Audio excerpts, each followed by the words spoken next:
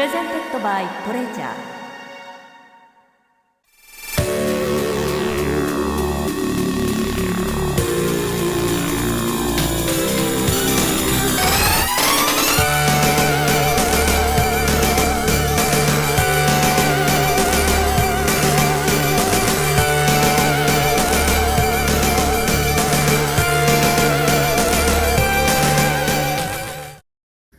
Yo!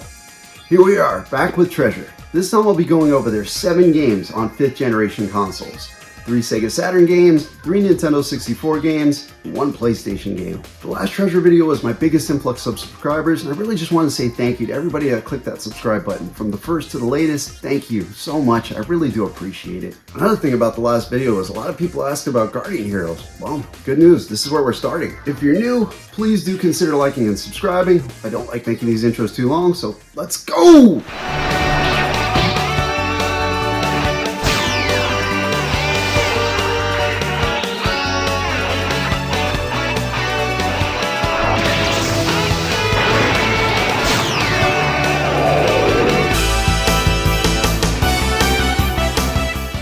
Guardian Heroes was first released in Japan on January 26, 1996, next released in North America on April 24, 1996, then in PAL territories on June 20, 1996. According to designer Tetsuhiko Hanakakuchi, the inspiration for Guardian Heroes were Mad Stalker Fullmetal 4th and the Alien vs. Predator arcade game from Capcom.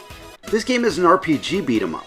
The game begins with the 4 leads Han, Nicole, Genjiro, and Randy marveling over the sword of the Valiant Warrior. They found it before the start of the game. A knight named Serena busts in and informs them that the Royal Knights are on their way to retrieve the sword. This game has branching storylines with multiple endings. I played through it twice solo and once with my son. All 3 were very different adventures with a wide variety of characters and bosses. The story changes to the point that the threat and final boss were different. The multiple choices throughout the game really give it a lot of replayability. The 4 main characters are very unique from each other. Han is a powerhouse. Nicole is a clumsy mage with high luck and weird spells. Randy is actually really good with combos. He's a mage but different from Nicole. Genjiro is a quick ninja with great power attacks. Guardian Heroes isn't a belt scroller beat 'em up like Streets of Rage. Instead, the action takes place on 3 planes like Fatal Fury or Yu Yu Hakusho if you watch my Treasure on the Genesis video. There's a lot of scaling going on here. This game throws tons of enemies at you, so it's actually still quite impressive. This game is really different from other beat-em-ups, except maybe Advanced Guardian Heroes. I've never played it though. However, I've already come this far with Treasure, so I might as well keep going. Anyway, characters level up in battle. Nothing changes until you finish dialogue-heavy stages. I'd say every stage, but this game isn't always clear when a stage ends. I'd suddenly see stage 24. I couldn't remember how many stages had actually shown up on screen. It's not a problem or anything, it's just something I noticed. Points for every level are distributed at attributes. Sometimes you'll level up 10 times, other times you'll level up twice. You also have the Undead Knight who joins you through most of the adventure. He's controlled by the CPU. These dialogue cutscenes can be quite long. They can't be skipped either. Watching the Undead Knight rise was cool the first 2 times, but by the time I was on my 3rd playthrough, I really wanted to skip everything and get back to fighting goblins. This game definitely gets harder as it goes on. There were points where there were so many enemies on screen I didn't know where I was. So yeah, I was just pushing buttons when that happened. But still, I played through it 3 times. This game's awesome. The sprite work looks great. 2D games always age the best. The backgrounds really have a lot of detail, and there's a lot you can miss if you only play it once. That includes the music. There's some great tunes exclusive to certain areas. There's one, Shuffle in the Dark, that had a saxophone in it that I really liked.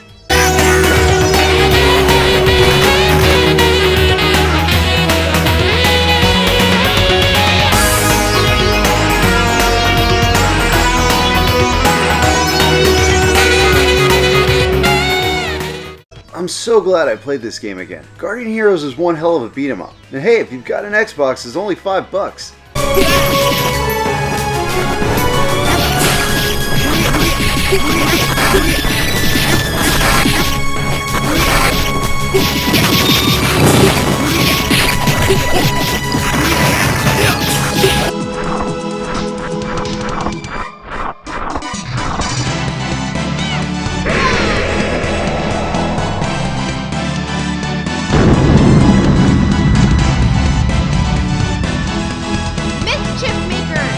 Mischief Makers was first released in Japan as Yuki Yuki Troublemakers on June 27, 1997.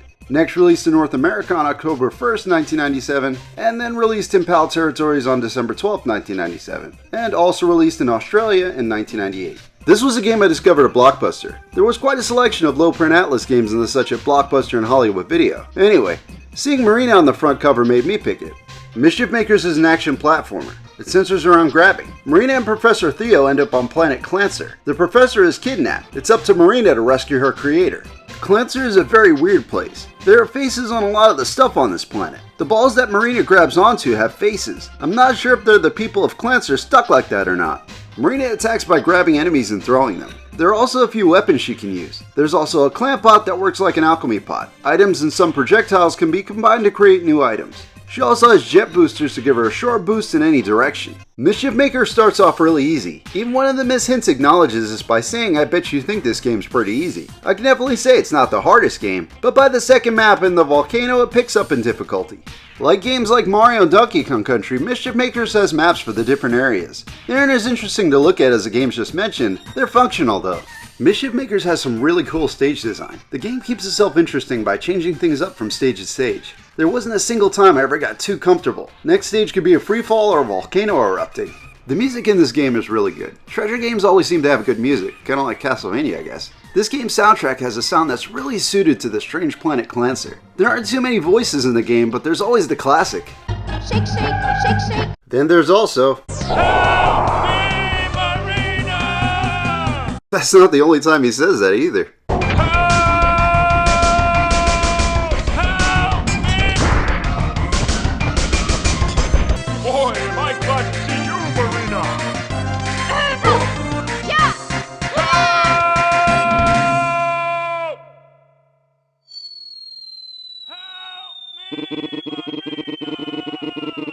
This game is really just a fun time, and like Guardian Heroes, this is a game that shouldn't be missed.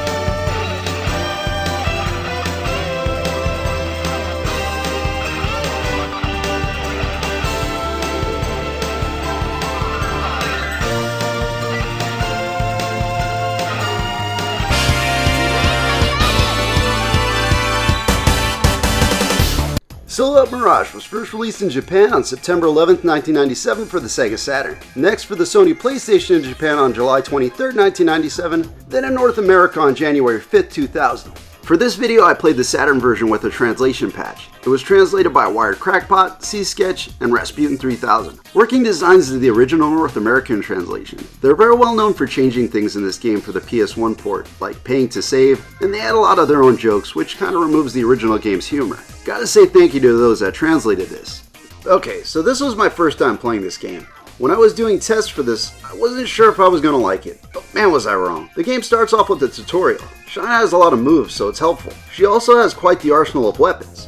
Shina is awakened by the computer system Gehenna. Shina needs to repair this system known as Edo. Edo caused a worldwide catastrophe that mutated the planet's inhabitants into silhouettes and mirages. Basically blonde doll-looking girls and little pumpkin head dudes. Shina has both the powers of silhouettes and mirages. She and a few other characters are proteans. If you've ever played Ikaruga, it's kinda like that. Depending on which direction Shina is facing is which power she'll use. It costs a lot of spirit energy, but you can invert the colors on Shina. When it comes to the action in this game, it's like Treasure's greatest hits in one game. Just like Mischief Makers, she can grab and throw enemies. She also has a slide attack, and she can fly for a short amount of time by flapping with jump.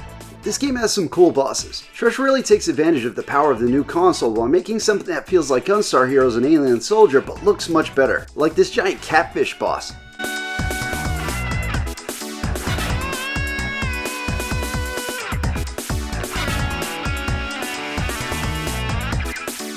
Silette Mirage is a great looking game and it has some awesome music too. If you want to play something really different, this is it. Fun action, easy to learn, this game really should have gotten more attention. I just know in 2000 I was playing a lot of Dreamcast. I'd looked at this game in stores but I passed on it. This game's short, but it's a great game.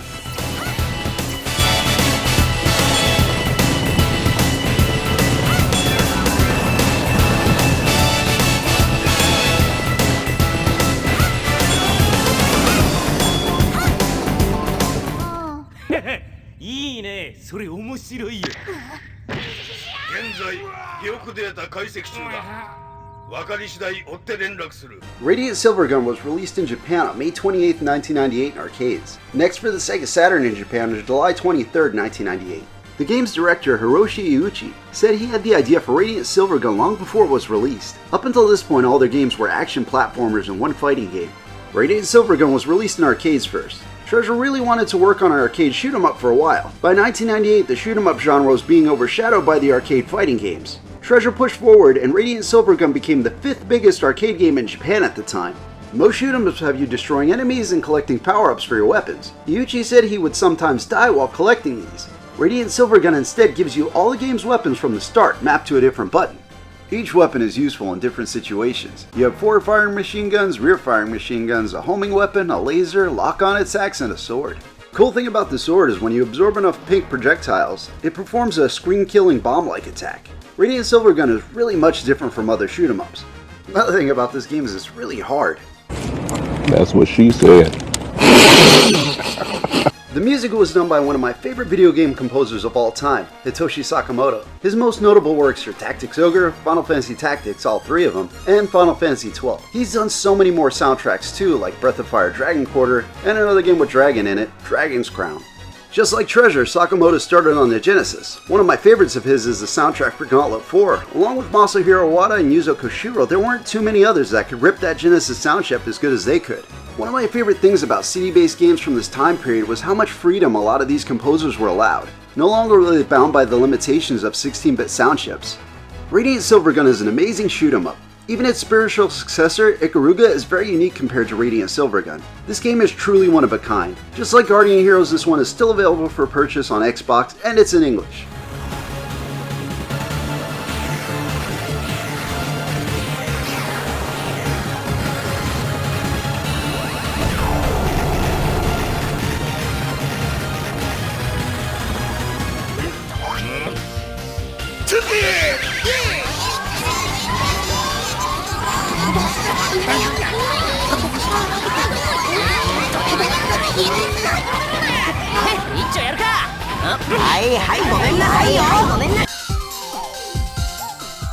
Rakugaki Showtime was first released in Japan on July 29, 1999. This game became rare because of a legal dispute between Treasure and Enix over who owned the Rakugaki characters. This is Treasure's second fighting game. I definitely like Yu Yu Hakusho for Rakugaki Showtime. The game revolves around balls and items scattered around the arena. Throwing balls makes the faces on them change from happy to angry, then turning into a super ball. Well, I mean, you have to hit your opponents with the ball first. The super balls unleash super attacks and transformations. It's kind of like Power Stone, but not as fun. The game's okay, but let's get back to it. Also around the arena are items like boulders, bombs, and missiles. These can be used to do damage and knock opponents out of super attacks. Even when my son and I played multiplayer on this one, it wasn't that much fun. It's kind of like dodgeball. You can catch objects headed towards you, and there are also strike attacks characters can perform. I really do like the art style. There are a lot of different animations for all the characters. The intro is nuts though. I was watching this saying, what the hell is going on? After we watched the intro, my son asked me, what are you going to say about this game? My response was, I really don't know. I'd say it's worth a try if you're okay with the dreaded E word. If you want a physical copy, it's a pricey one. I don't feel like it's worth the price, but you might like the game. I just prefer to be honest with you all instead of pretending to like everything. Oh, and Marina from Mischief Makers is in this.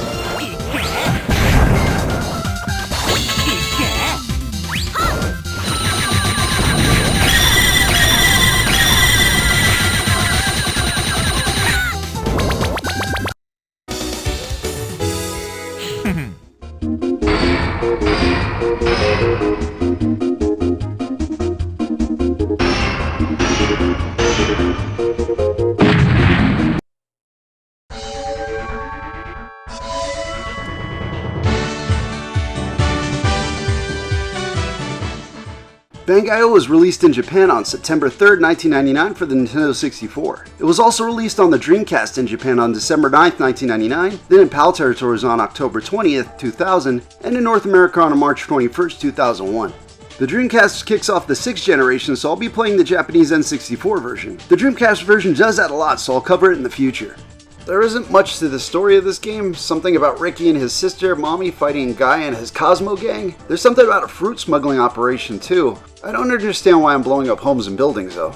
Bangai-O, you pilot a mech. It's basically a twin-stick shooter, but it's closer to Smash TV on the Super Nintendo. The D-pad controls movement and the C buttons fire missiles. The mech's missiles are heat-seeking. With all the houses and buildings around, missiles will head right for them. The score goes up from blowing them up, and there's fruit inside too. The mech also has an attack that fires missiles in all directions as well. The game starts off fairly easy, but the difficulty ramps up quick. Stages will have you maneuvering through tight spaces with lasers blocking the way. Flying out into the middle of everything can get you blown up fast. This game is super addictive. There are missiles and bullets flying all over the place. Even after failing a mission, I just wanted to jump back in and try to do better. It was all worth it for that weird stage clear screen.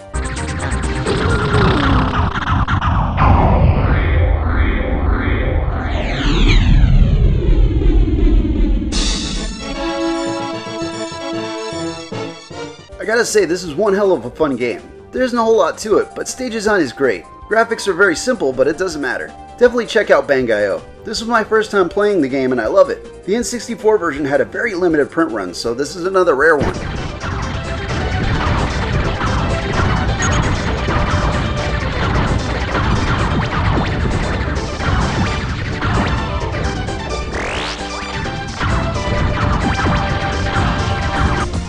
Soon, it will all begin.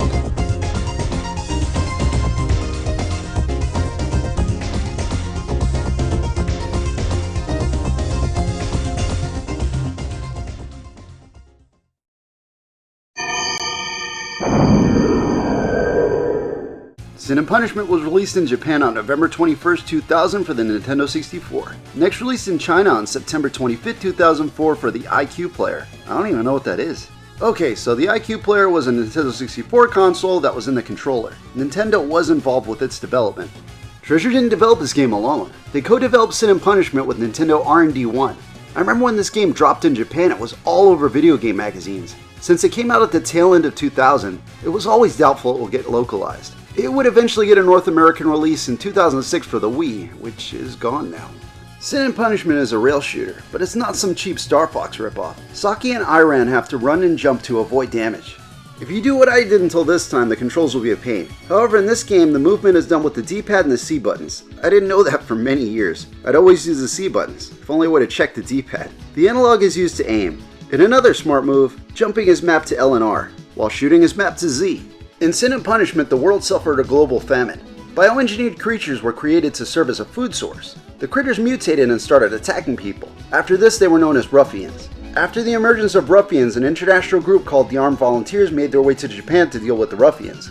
However, they started to oppress the Japanese people. Another group led by a woman named Aichi rose to destroy the ruffians and the Armed Volunteers. Our protagonists are part of this group. This game's action comes at you fast. Dodge rolls and jumping are used constantly, and man does this game look good on Nintendo 64. The set pieces are awesome. You'll be making your way to many varied locations on this adventure. Enemy animation is outstanding. While ruffians and armed volunteer forces look awesome, there's something really creepy about the main characters. Michiko's group. They've all been killed. Achi? Did you see them? Cold-blooded killers. Even if we steal the damn transport, it won't mean anything if there's no one to ride in it. Relax, Iron. Wake Saki. Cinem Punishment is a fast-paced, action-packed shooter worth any retro gamer's time. This game is more proof of why Treasure were the kings of action games for so long.